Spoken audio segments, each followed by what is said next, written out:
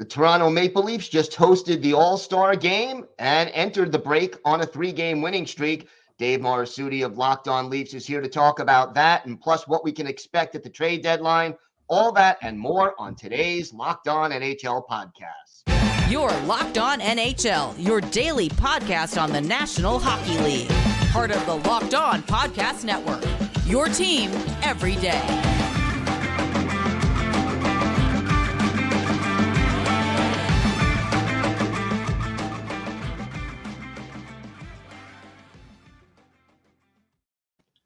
Gil Martin here. Welcome, everybody, to the Monday edition of the Locked On NHL podcast, part of the Locked On Podcast Network, your team every day. I want to thank everyone who makes Locked On NHL your first listen every day. Don't forget to subscribe on YouTube or wherever you get your podcasts so you can get new episodes as soon as they drop. Today's episode is brought to you by Sleeper. Download the Sleeper app and use promo code LOCKEDONNHL to get up to a $100 match on your first deposit. Terms and conditions apply. See Sleeper's terms of use for details. It is my pleasure to welcome back to the show the co-host of Locked On Leafs, Dave Morassutti, and busy weekend for Toronto and the Maple Leafs organization. Let's start with the All-Star Game. Team Matthews getting the win, a very Leafs-centric weekend. What are your thoughts and what did it mean to the Leafs organization? Yeah, I mean, the All-Star Game, the last time the All-Star Game was in Toronto was over 24 years ago. So it meant a lot, obviously, what hockey means to the city and everything like that. And, you get all the stars there.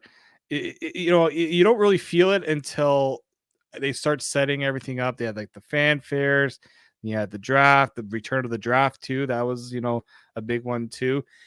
It was a great experience. I know that everyone has critiques on the All-Star Game, but I think everyone in attendance was raving about it, especially with how the game turned out.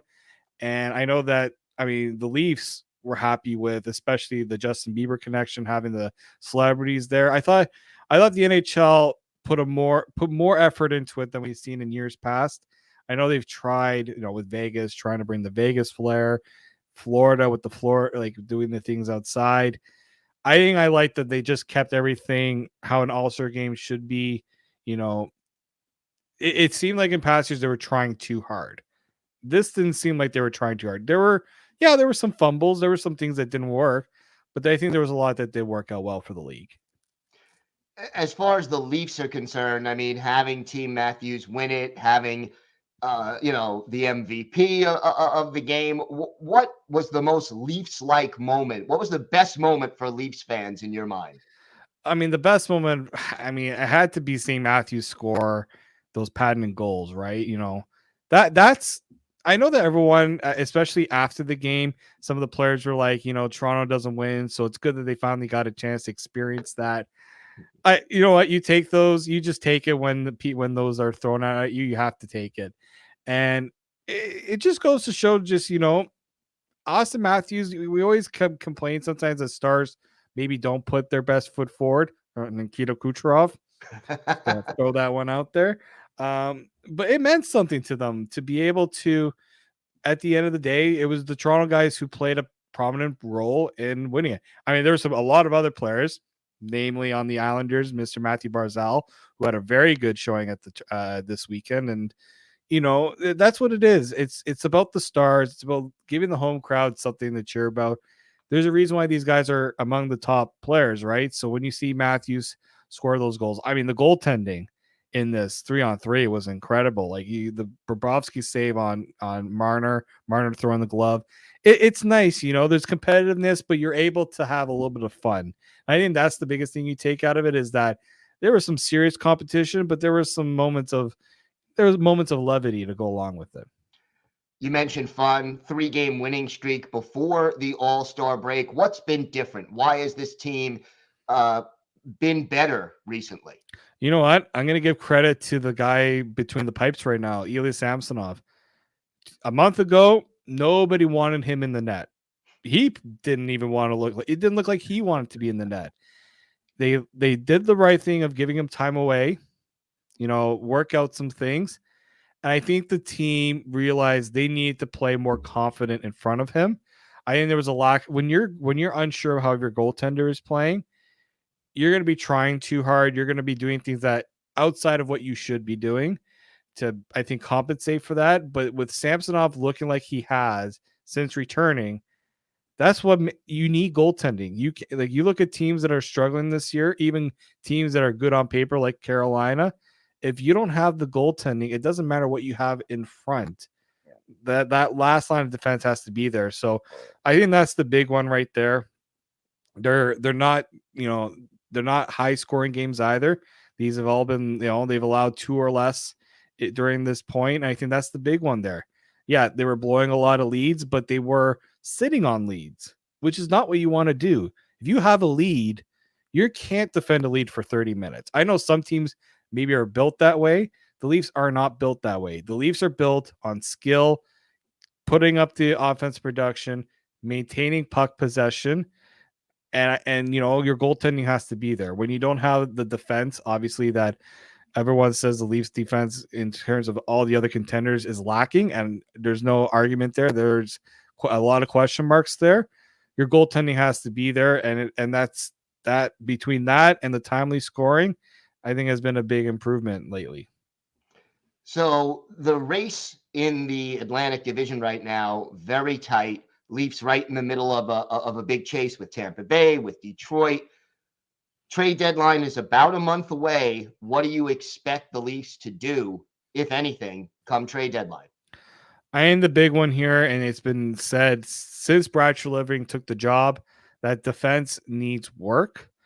The problem is I don't know how much Brad Treliving is going to be willing to spend, and B, he's not one to make huge. He says that he tries to not make too many changes in season. He is more so in the off season, and he came a little late to the fold here. Had to get some contracts done with Matthews, with Nylander. My thinking here is you need to improve that blue line, but to go out and spend assets on rentals, I don't think that's what this Leafs team should be doing. This is not a one last crack at the can for this team. They want to be able to sustain as contenders. So if you are trading assets like a first rounder or one of your top prospects, it better be for something that's going to be here for a while, right? This is not like what Vancouver did with the Lindholm trade or what even Winnipeg did with the Monahan trade. You need something that's going to sustain you for a little bit because this Leafs team has a lot of holes. And so if you go out and you spend a bunch of assets and it doesn't work out, now you go into the summer looking to make improvements to the team and you don't have the assets to do it. So are there some players you think that they'll target or even a type of player that they'll target? Well, Elliot Friedman says that any defenseman that's available, the Leafs are in on. Like if there's a defense, if your team has a defenseman, the Toronto Maple Leafs are calling about them. The one that everyone's talking about right now, and there's a little bit of the Brad Treliving connection from Calgary with Chris Tanev. That's the ideal defenseman that they need because they don't have that trustworthy. And Sheldon Keefe made this very clear. He doesn't have as many players that he can trust in those crucial moments of a game. Chris Tanev fits the billing as a guy who's trustworthy, can play solid in his own zone. A lot of guys have not played to their potential. TJ Brody's taken a step back. There's, Sheldon Keefe has called out Timothy Liljegren, one of the rising blue liners on this team that's sort of still finding his way, but I think maybe a little unfair pressure being put on him. But they need a defenseman. Chris Tanev is the one guy that I think a lot of Leafs fans are hoping for. Unfortunately, I don't know if they're going to be able to pay the price that all the other teams are looking to get. So is there an alternative if they can't pay the price? Well, I've heard names like David Savard out of Montreal because he is signed for next year and maybe the price can get a little lower, although I don't know if I envision a Leafs trade with Montreal. That's just it seems wrong, but if a guy's available, you got to go and make the deal. So there's him, but other than that, there's not one that I can say this is the guy they need to get. Tanev checks off most of the boxes. I don't know if there's really another guy out there. And look, that could change, right? if Seattle goes into a little bit of a tailspin, do they have a couple guys? Borgen is one guy that I know is out, as names floated out there. Adam Larson's name's been thrown out there for some. Those are the sort of guys, right? Guys that can bring that top, help you in your top six, preferably in your top four, play solid defensively, bring you that tough style of play on the blue line that you're going to need for the playoffs. All right, Dave, why don't you tell our viewers and our listeners where they could find the podcast and where they could find you on social media? Yep, you can find the podcast wherever you get your podcasts from. You can look up Locked On Leafs there. Follow us on YouTube. Subscribe wherever on YouTube there, and you can follow us on X at Locked On Leafs, and also myself at _Morassutti. Dave, thanks so much. Always a pleasure. Thank you, Gil.